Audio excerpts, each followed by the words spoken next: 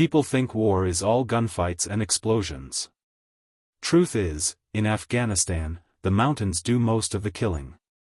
The enemy just shows you where to stand. My name's Hawk Lawson.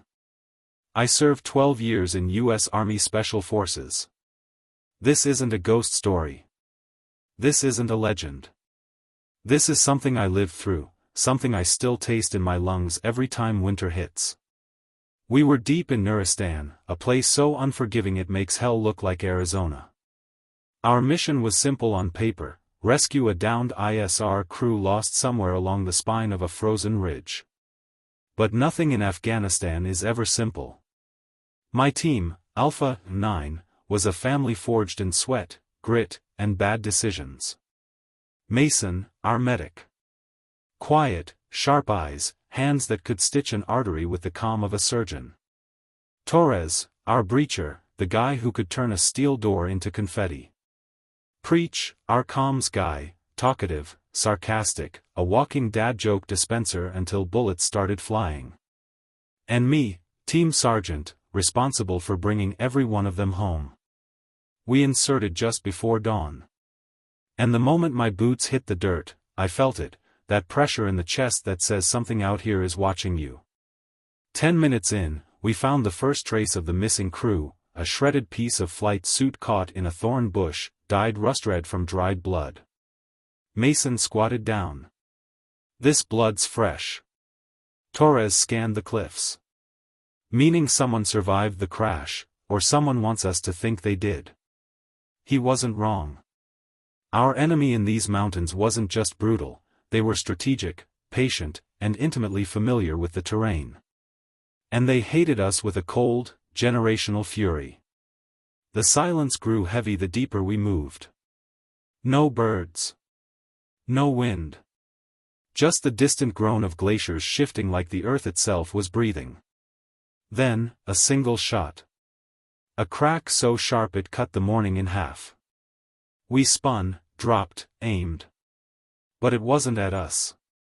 It came from higher up, somewhere near the ridge. Survivor? Preach whispered. Or bait, Mason replied. I looked at my men. I saw fear, but the kind of fear that sharpens a soldier, not breaks him. That's what Americans are made of out here. Courage wrapped in discipline. Steel wrapped in flesh. We move, I ordered. Nobody gets left to die on a mountain. Not on my watch.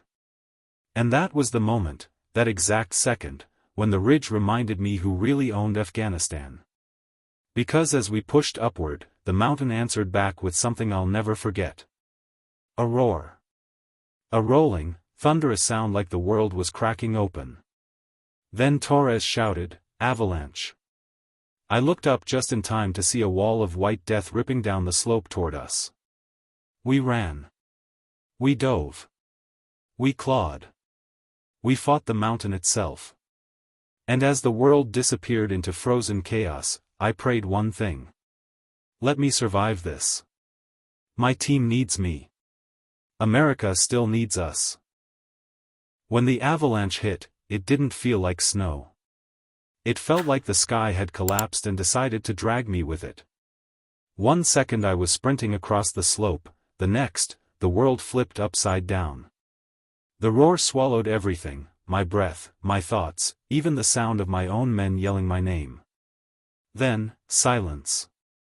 My body stopped moving. Buried. Packed tight. Cold pressed against my ribs like a vice constricting with every second. I tried to inhale. Nothing. The snow had sealed around my face, squeezing out every bit of warmth, every bit of hope. So this is how I die, I thought. Not in a firefight. Not rescuing some kid from a bad situation. Not doing anything heroic. Just swallowed by a mountain that didn't give a damn who I was. But then. I heard it. A voice muffled through the snow. Hawk. Hawk. Answer me. Torres. The stubborn bulldog refused to let the world take any of us. His voice sounded distant, but it was there, real, alive. I forced the breath out of my lungs and yelled. At least I thought I yelled. It felt like whispering underwater. But he heard something, because a moment later the snow above me shifted. Thumps. Grunts. Torres swearing like a man trying to dig through a brick wall. Then Mason's voice joined his. Calm but strained. Stay with us, Hawk. My chest was burning. My fingers were numb. I'd survived firefights in Cunner, mortar storms in Helmand, ambushes on roads that never should have existed. But nothing terrified me like not being able to breathe. The snow compressed again, a nightmare tightening around my lungs. The darkness crept in around the edges of my mind. Then, a crack of light. A gloved hand reached in. Torres's hand. Got you, Sarge. Don't you die on me, man. He grabbed my vest and hauled me out like I weighed 50 pounds. Fresh air hit me like a punch. I collapsed into the snow, gasping, coughing, shaking. Torres knelt beside me, helmet cracked, blood running down his cheek. You good? He asked, like he hadn't just ripped me from the jaws of death. I nodded, still trying to breathe. Yeah. Where's Mason? Preach? Mason trudged toward us, dragging Preach by his plate carrier. Preach limped but grinned anyway. Congratulations, Hawk, he said between breaths. You just lost to a hill. I coughed out a laugh. Shut up, Preach. But Mason's face was grim. He wasn't looking at us. He was staring up the mountain. What? I asked. He pointed to the ridge. Look. Through the last fading streaks of falling snow, shadows moved on the skyline. Multiple figures. Dark. Armed. Watching us. Taliban scouts. They'd seen the avalanche, and they were moving in. This is bad, Torres said quietly.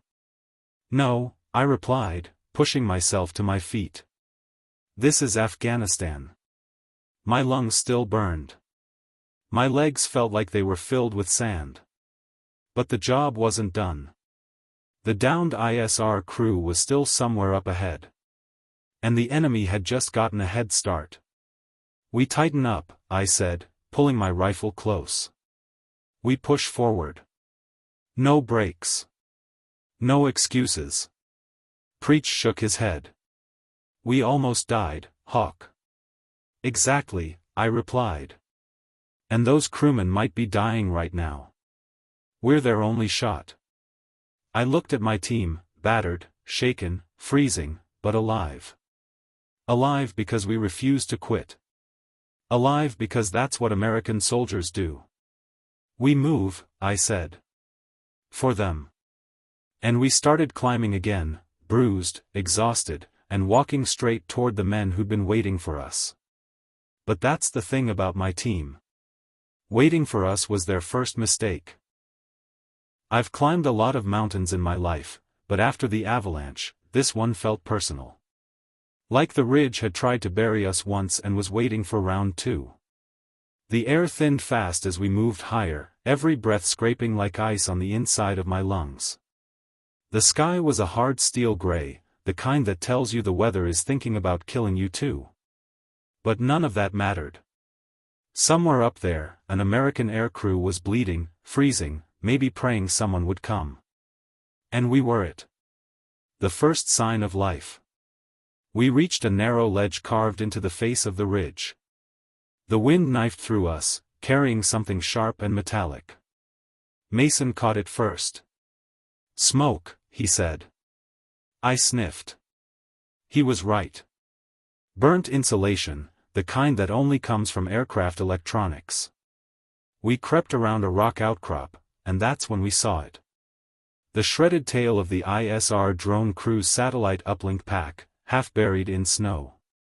Torres knelt beside it. This is theirs. No doubt. Preach brushed ice off a piece of metal. If this is here, they made it out of the crash. Hope. A dangerous, powerful thing. But Mason wasn't convinced. His eyes were scanning the ground. Hawk, footprints. He traced them with a gloved finger. 3 sets. Staggered. Heavy. Dragging. Someone was injured, he said. Someone survived, I corrected. Then Torres froze, staring down the slope. Movement. We all dropped low. I raised my rifle, sighting toward the wind-sheared rocks. There, a flicker. Someone limping. Half hidden behind boulders. A man. Wearing pieces of a flight suit. Survivor, Preach whispered. But something was wrong. The man wasn't running to us. He was stumbling, away. Why is he moving downhill? Torres asked. Then the realization hit me like a hammer. He's not running, I said. He's being led. Because on his flank, just barely visible through the blowing snow, was another figure. Dark clothing. Rifle. Moving with him step for step. A Taliban escort. My blood boiled. They got to him first, Mason said softly. No. Not happening. Not on my watch. Closing the distance. Stay low, I ordered. We flank. Quiet. We moved across the slope like ghosts, weaving between rocks, careful not to crunch fresh ice. The wind worked in our favor, carrying the noise of our movement away from the enemy. My heart beat steady, that calm space only soldiers know. Danger in front. Mission clear. Fear pushed aside. As we closed the distance, I heard it. Faint. A weak, ragged voice. Help, help. American accent. My throat clenched. Torres tightened his grip on his rifle. Just say when. Not yet. We needed the right angle. The Taliban fighter stopped, turning sharply, listening. I froze mid-step, breath locked in my chest. He looked right toward us. Right through the snow. Right toward the rocks where we hid. His hand tightened on his rifle. I mouthed. Do. Not. Move. The wind howled. Snow whipped sideways. For 3 agonizing seconds, time held perfectly still. Then a distant rumble echoed off the ridge, loose ice falling somewhere above. The fighter turned away, assuming the noise came from the mountain. We had our window.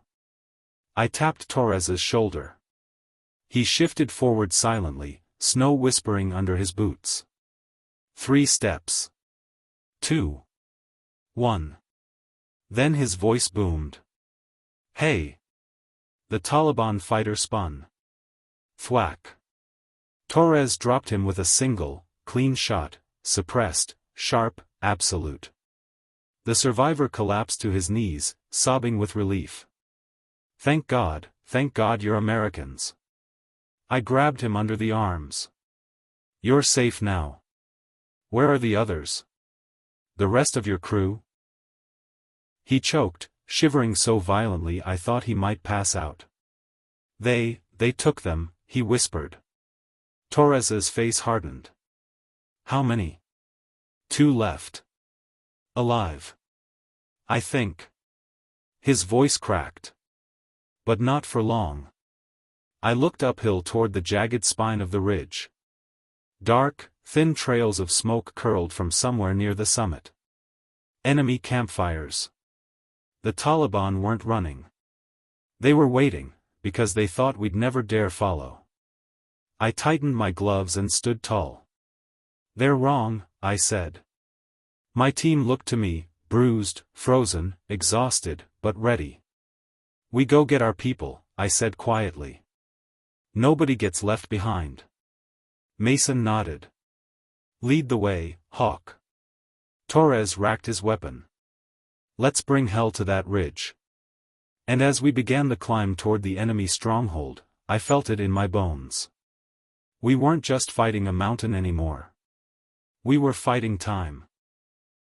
There's a moment in every mission where the world shrinks. The noise fades. The fear dies. And all that's left is the path in front of you, cold, narrow, deadly. That moment hit me the second we saw the smoke curling off the summit. The Taliban weren't hiding. They were building fires. Why? To stay warm? Maybe. But more likely. To signal. Think they know we're coming? Torres asked. Oh, they know, I said. Afghanistan teaches you one lesson early. If the enemy wants you to see something, it's because they already have something worse waiting behind it. A survivor's warning. The rescued crewman, Lieutenant Barnes, sat against a rock, teeth chattering, face pale from cold and trauma. Mason worked on his frostbitten fingers while I crouched beside him. Barnes, listen, I said. We need to know exactly what we're walking into. He swallowed, eyes drifting between me and the summit. There were 5 of us, he whispered. After the crash, the Taliban found us before we could radio for help. 2 killed on impact. The rest captured. He wiped tears, frozen almost instantly by the wind. They separated us. The 2 they took up there, they're alive but... His voice broke. They made it clear they weren't planning to keep them that way. My jaw clenched. Hard. Preach knelt beside him. You did good, Lieutenant. You held on. Your crew's got a damn good chance because of you. Barnes tried to smile. Are we really going up there with just 4 men? We've done more with less, Torres said with a grin. But his eyes were serious. The ascent. We left Barnes under the rocky overhang with a thermal blanket, spare mags, and a promise. We'll bring your crew back or die trying. Then we climbed. The slope steepened until it felt like we were scaling the side of a knife. Snow crunched under our boots, sometimes too loudly, sometimes not enough, because sometimes it wasn't snow at all. Twice we found tripwire stakes driven into the ice. 3 times we found fresh footprints. And once, we found blood. A thin trail. Dark red. Already freezing. Torres knelt beside it. This is fresh. Maybe 30 minutes. I scanned the ridgeline. Then we're close, I said. The wind shifted and carried something eerie down the slope. A shout. Short. Sharp. Pained. That's an American voice, Mason whispered. And then everything happened fast. The first ambush. A rock shifted near the summit, too deliberate to be natural. My instincts screamed. Take cover. The mountainside erupted. Gunfire tore through the snow, spraying white powder like explosions of dust. Bullets whistled off rocks inches from my head. We dove behind a jagged outcrop, snow blasting against our faces. Torres yelled, top of the ridge. Multiple shooters. Preach hunkered down behind his pack. They've got elevation. Bad angle. We move on my mark, I said. We need to take that peak. Mason peeked around the rock. They're trying to box us in. I grinned, the kind of grin that comes from too many years in special forces. Then let's unbox ourselves. I threw a smoke grenade uphill. It hissed, filling the slope with thick white clouds. Go! We sprinted up the mountainside, weaving through rocks, slipping, grabbing handholds, sprinting like our lives depended on it, because they did. Gunfire cracked through the smoke blindly. One round hit the rock beside my ear. Another ricocheted between Mason's boots. We broke through the smoke wall, and now we could see them. 5 Taliban fighters. Entrenched. Focused. Waiting for us. Bad news for them. Torres didn't hesitate. He fired first, controlled bursts, perfect accuracy despite the freezing wind. 1 down. Mason flanked right, putting rounds into another fighter before he could turn his weapon. 2 down. Preach hit the dirt, firing upward in short, precise bursts. 3 down. A fourth fighter charged with a knife, desperate, reckless. I intercepted him halfway, slamming him into the snow, wrenching the blade from his hand. He swung wildly. I delivered one sharp blow to end it. 4 down. The fifth tried to run. Torres tackled him, dragging him down the slope. The man screamed, kicking, flailing. And then Mason shouted, "Hawk, look!" Up on the summit, half visible through swirling ice. 2 Americans were tied to a boulder, hands bound, faces bruised. Still alive. And around them, even more enemy fighters moving out of the cave system behind the ridge. This wasn't the camp. This was only the outer guard. Torres tightened his grip on the prisoner. "Might want to start talking," he growled. The fighter stared at him with cold, defiant eyes. But that's when I saw the fear. Not of us. But of what was behind him. Deep inside that cave. My stomach dropped. Whatever waited inside was something the Taliban feared as much as we feared failing our mission. And that meant only one thing. "We're not backing off," I said. "We're finishing this." My team nodded. Silent. Steady. Ready. Because this wasn't about survival anymore. This was about American lives. American duty. American promise. And nothing on that mountain, not the cold, not the enemy, not hell itself, was going to stop us. I've breached a lot of places in my career, mud compounds, drug labs in the jungle, safe houses that smelled like cheap cologne and cheaper lies. But nothing, compares to entering a mountain cave in Afghanistan. It feels alive. Like the rock itself is watching you. A prisoner with answers. Torres dragged the captured fighter forward, shoving him against the ridge wall. "Talk," he growled. "How many inside?" The man spat at our feet. Preach stepped up, his voice calm but cold. "Brother, that's a bad idea. We don't hurt prisoners. But we also don't have time to play games." The fighter's eyes darted from Preach to me, then to the cave entrance behind him. That's when I saw it again. Fear. Real fear. He wasn't scared of us. He was scared of what was inside. Finally, in a shaking voice, he whispered. "Not men, not anymore." Mason glanced at me. "That is not what I wanted to hear today." The fighter pointed toward the cave. "Foreign fighters. Chechens. Trained. Paid. They torture Americans, record it, sell it." Torres shoved him forward. "How many?" 7, maybe 8. "And the hostages?" I asked. "In the back chamber. Alive, for now." My jaw clenched. "Secure him." We bound the prisoner's hands, gagged him, and left him tied to a rock outcropping with thermal foil so he wouldn't freeze. Enemy or not, we don't execute. We don't torture. We don't leave people to die.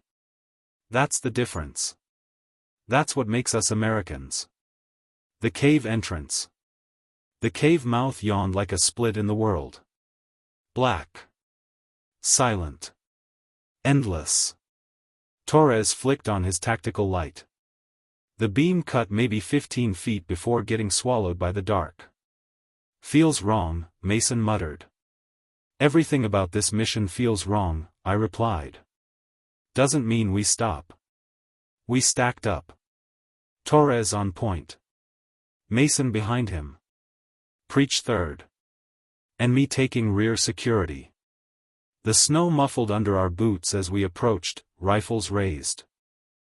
You could feel the temperature drop with each step, cold crawling over your spine like icy fingers. Then I heard it. A sound from deep inside. Metal scraping stone. Not movement. Not speech. Just scraping. Preach whispered, "That's chains." Inside the darkness. We entered. The temperature plunged instantly, like walking into a freezer carved from ancient stone. Our breath fogged in front of our faces. Our lights cut through broken rock formations and thick shadows. The air smelled like damp earth, and something else. Gun oil. Sweat. Blood. Torres signaled a halt. Along the cave wall, we found carvings, old, maybe centuries old, crude soldiers holding spears, hunting scenes, tribal symbols. Afghanistan is like that. Layers of history stacked on top of misery. Mason whispered, "Movement. Ahead."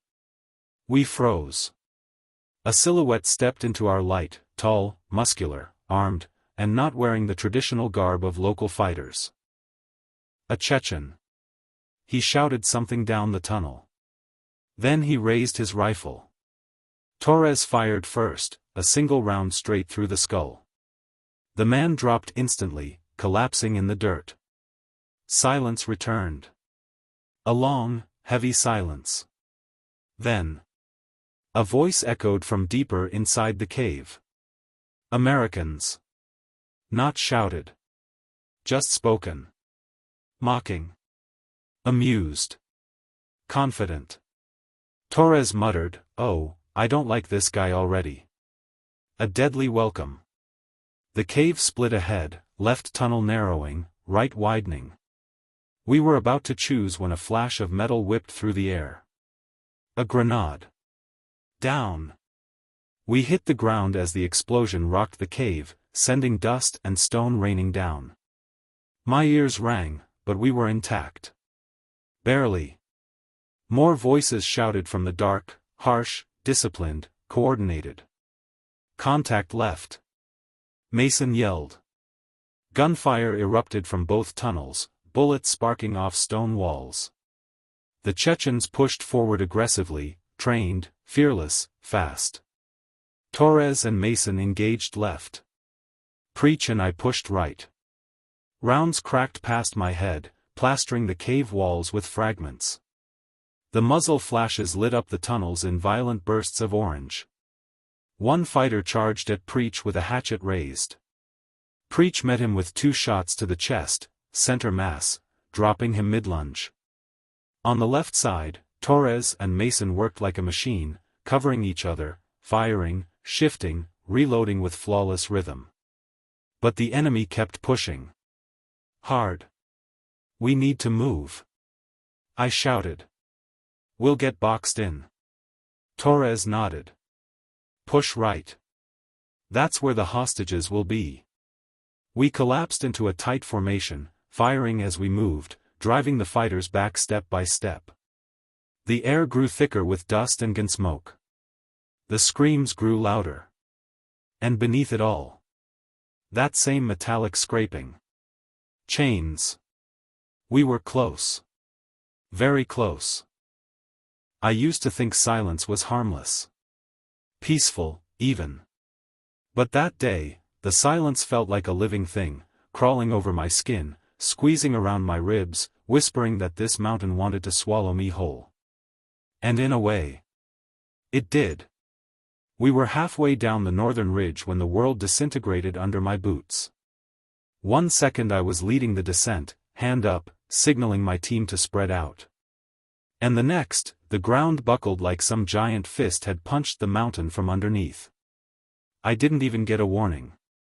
Just a sharp crack, a flash of dust, and the horrifying feeling of weightlessness before the earth opened up below me. "Cooper," someone yelled. Then I fell. 10 feet. Maybe more. I was too busy weeping dust from my throat and trying not to scream as rocks hammered into my ribs. The impact knocked the breath out of me so hard everything turned white. Every instinct screamed to move, but the debris kept raining, burying my legs, pinning my left arm, gravel rolling down the slope and collecting over my chest like the mountain was trying to tuck me into a grave. By the time the collapse stopped, I couldn't move anything except my right hand. And even that hurt like hell. "Cooper. Sound off." Staff Sergeant Miller's voice echoed overhead, raw with panic. I swallowed a mouthful of dust. "Here," I croaked. "I'm here, down below, cave in." A shudder ran through the earth and dust showered onto my face. I spat grit, coughing so violently my vision blurred. "Stay still," Miller shouted. "We're coming down." "Negative," I rasped. "Area's unstable. You step near this edge, we lose all of us." I wasn't exaggerating.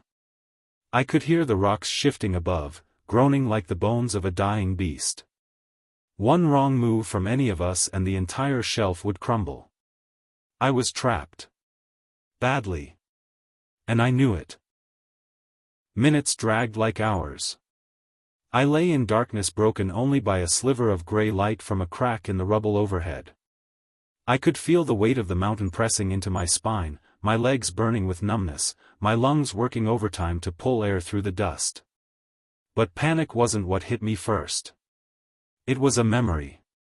My father and I were climbing in Colorado when I was just a kid. I slipped on loose shale and froze. Dad knelt beside me and put a hand on my shoulder. "Son, the mountain never beats you unless you let it inside your head." Funny how that came back now. 20 years later, buried alive in a country he never wanted me to deploy to. I took a slow, painful breath. "Not today," I muttered. "You don't get to beat me today." Above me, the guys worked like maniacs. I could hear Miller barking orders. Hear the scrape of entrenching tools. Hear sparks from their picks hitting stone. But the sound that tightened every muscle in my body wasn't them. It was the voices. Low. Distant. Speaking Pashto. Taliban patrol. And they were close. "Stop digging," I whispered into the comms. "They're near." The digging ceased instantly. I held my breath. Footsteps. Crunching over gravel. 2, maybe 3 fighters. They were on the ridge above, right where my team had been minutes earlier. If they pushed too close to the collapse site, they might finish what the mountain started. My heart hammered against the pressure of the rocks. One of them said something I couldn't catch. Another laughed, light, careless, terrifying. I prayed they didn't see the disturbed earth. I prayed they didn't see my team. I prayed they didn't hear me breathing under the rubble like a trapped animal. For a moment, no one moved. Not my team. Not the fighters. Not even me. And then, mercifully, the enemy footsteps drifted off down the opposite slope. Only when their voices faded completely did I let out the breath I'd been holding. "Cooper," Miller whispered, voice strained, "we're gonna get you out." "Copy." But inside I wondered if that was true. My legs had gone cold. My left arm was useless. My chest felt like a car had parked on it. I tilted my head enough to see the faint crack of light above me. Blue sky. Blinding. So impossibly far away. I wasn't dying here. I refused. "Listen," I said between breaths, "you'll need a pulley or makeshift anchor. That ledge is too fragile. If it goes, I go with it." "We know," Miller answered. "Sit tight." I almost laughed. Where the hell else am I gonna go? As the guys worked carefully from a safe angle, I tried to keep myself conscious. Talking helped. "Hey Miller." My voice cracked. "You know you're gonna owe me a steak for this." He snorted through the radio. "Cooper, if you live through this, I'll buy you the whole damn cow." "Not how that works," I whispered, coughing. But hearing him banter kept the fear from crushing me harder than the rocks were. Minutes passed. Then an hour. Maybe more. Time stretched weird in that hole. At one point I must have drifted because I jerked awake to Miller shouting my name. "Stay with me, Cooper. I'm here." Barely. Pain flared as something shifted on my leg. I screamed before I could stop it. "We've got you," came another voice, Diaz. Calm. Steady. A medic's voice. "We see your right arm. Just hang on a bit longer." Then light. Real, bright daylight splashed down on me as they cleared a larger opening. When you've served long enough, you learn there's a special kind of quiet that only comes right before hell breaks loose. The night after the cave-in, that quiet was everywhere. We'd set up a temporary position a few hundred yards from the collapse site, tucked behind a jagged formation of shale. Diaz wrapped my ribs tight, stabilized my leg, and shot me a look I'll never forget, half relief, half worry. "You shouldn't be moving," he said. "Good thing I'm not planning on dancing," I muttered, gripping my rifle. He knew better than to argue. Out here, injury didn't excuse you from being a soldier. Survival was always a group project. Miller crouched beside me, scanning the valley through NVGs. "They'll come tonight," he said quietly. "They saw the collapse. They know we're nearby." I nodded. Not because I agreed, but because I felt it. The air was too still. The dark too thick. The mountains too quiet. This wasn't peace. This was a predator's breath before the bite. The first sign. It started with a pebble. Just one. Tapping once, rolling slowly down the slope behind us. Diaz looked up. "You hear that?" he whispered. I did. But it wasn't the pebble that alarmed me, it was the timing. Nothing moves this late unless something disturbs it. Miller raised a fist. Freeze. Silence. Then another pebble. Then a faint scuff. Then something like fabric brushing against stone. Someone, multiple someones, were creeping toward us. We called them crawlers. Taliban scouts who moved so slowly, so deliberately, you couldn't hear them unless you were paying attention. They slid along the earth like they were made of smoke and patience. I felt my heart start to race, not out of fear, but readiness. "Positions," Miller whispered. Even injured, I pulled myself to the rock line, rifle braced. Pain flared up my leg like fire, but that didn't matter. Adrenaline is a hell of an anesthetic. My night vision flickered as shadows shaped themselves into figures crawling low across the slope.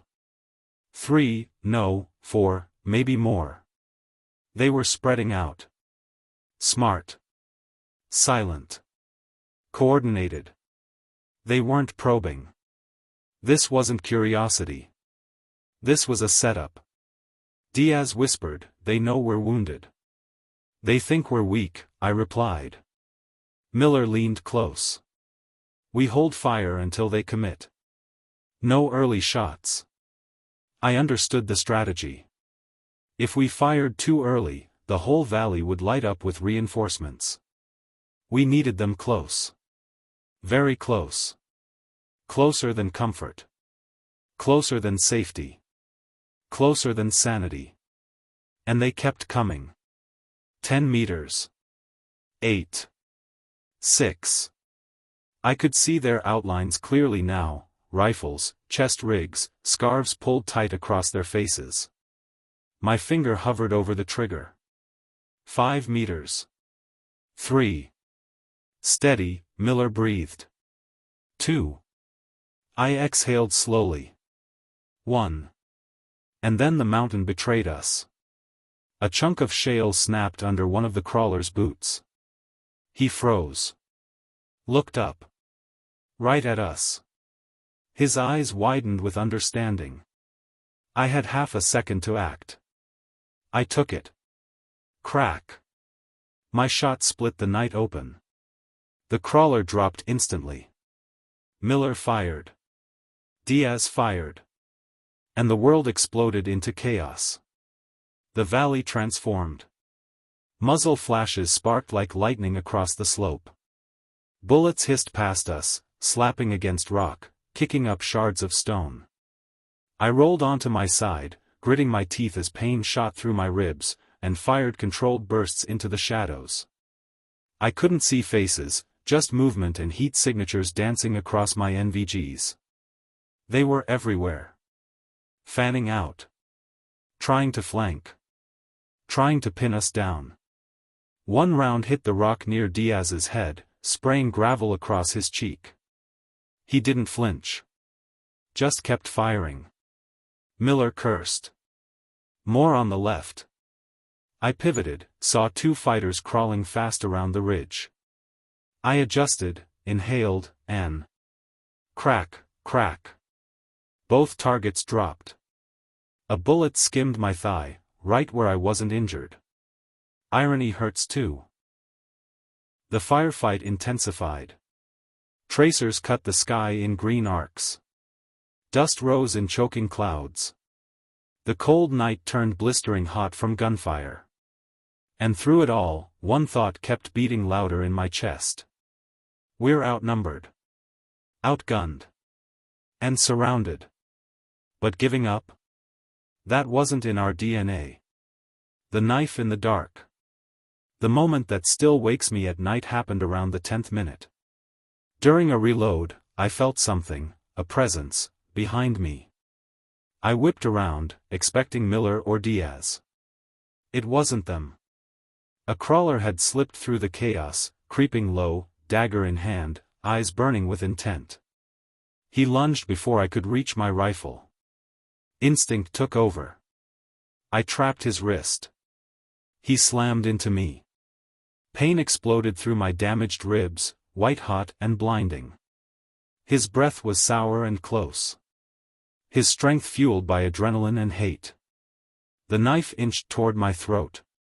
I forced my forearm against his, muscles screaming, using every ounce of leverage I had left. He snarled something in Pashto. I didn't need a translation. I rammed my head forward, smashing my helmet into his nose. He reeled. I twisted, grabbed the knife, and shoved up with everything I had. The blade slipped. A wet gasp escaped him. His body went limp. He collapsed against me, and I pushed him away, breathing like I'd sprinted miles. Diaz swung around. Cooper. You good? Define good, I wheezed. But I was alive. Barely. When the mountain answered back. We heard explosions in the distance, deep, muffled thumps rolling through the valley like thunder. Miller's eyes widened. That's not them. I knew what it meant. Coalition aircraft. Finally. Someone had relayed our emergency signal. The crawlers realized it too. Gunfire thinned. Movement scattered. The enemy melted back into the rocks, disappearing into the mountain like ghosts. Within minutes, the valley fell silent again. Not peace. Not safety. Just the aftermath of violence. The weight of survival. Diaz patched my shoulder, shrapnel cut, another souvenir for the collection. Miller checked our perimeter and returned with a slow shake of his head. They'll be back, he said. They'll bring more next time. I nodded, wiping sweat and blood from my face. But not tonight. He looked at me, really looked at me. You saved us back there, he said quietly. I shook my head. We saved each other. Because that's how it always was. Not heroism. Not glory. Not the Hollywood version of war. Just men refusing to let the guy beside them die alone. And as the first glimmer of dawn touched the ridge, I realized something with absolute clarity. The mountain had tried to bury me. The enemy tried to finish the job. But I was still here. Not because I was the strongest. Not because I was lucky. I was alive because I refused to quit. And because my brothers refused to leave me behind. That's courage. That's war. That's America's warriors. And this was just the beginning. War has a way of bending time. Sometimes it moves too fast for the mind to catch up. Other times, like that morning on the ridge, it slows to a crawl, stretching every second into something heavy you feel in your bones. Sunrise didn't bring relief. It brought clarity. A clarity we didn't want. We were stranded. Low on ammo. 2 of us injured, 1 seriously, me. And Taliban fighters regrouping somewhere in the maze of canyons below. Miller's voice broke the silence. Extractions an hour out, minimum. Minimum. In Afghanistan, that word carried weight. Terrain, weather, insurgents, any one of them could turn an hour into never. Diaz tightened my bandage again. You gonna stay conscious this time? Consciousness is overrated, I muttered. He smirked. If you pass out again, I'm carrying you on my back. You're not strong enough. He snorted. Watch me. The banter helped, but not enough. I could hear the distant thump of rotor blades from somewhere far, far away. A helicopter, but not ours. Maybe Pakistani border patrol. Maybe civilian. Maybe nothing. But hope was a dangerous thing to misidentify. The descent. We couldn't stay on the ridge. It was exposed, and the crawlers would return. So we began the slow descent toward the extraction zone, a dried riverbed shaped like a bowl, hidden behind a jagged spine of rock. Every step was an exercise in agony. My leg felt like it was filled with hot coals. My ribs stabbed every time I breathed. The world tilted and swayed, but I clenched my jaw and kept moving. Quitting wasn't an option. Not here. Not ever. Diaz stuck close in case I collapsed. Miller moved ahead, scanning every angle, every shadow, every possible threat. We weren't walking. We were limping ghosts drifting through a battlefield that had already decided our fate. And yet, we pushed on. Tracks in the dust. Halfway down the slope, Miller froze and raised a fist. We stopped instantly. He knelt, brushing dust off the ground with the back of his glove. I saw the shapes as soon as he cleared them. Footprints. Fresh. At least a dozen. Leading exactly where we were headed. Diaz whispered, "They're setting up an ambush." Miller exhaled slowly. Yeah. They know our evac point. My stomach tightened, not from pain, but from the realization that we were walking straight toward our own funeral. We don't have a choice, I said. If the helo lands anywhere else, they'll shoot it down. Miller nodded grimly. We keep moving. Every instinct screamed that we were headed into a trap. But instincts don't matter when there's only one way out. The last bend. The riverbed came into view. A wide, dusty basin surrounded by steep granite walls on 3 sides. Perfect for an ambush. Terrible for a rescue. And exactly where we needed to be. We slid behind a boulder as Miller glassed the ridge with his scope. His jaw clenched. Movement. High left. 2 fighters. Diaz swore under his breath. They're early. Not early.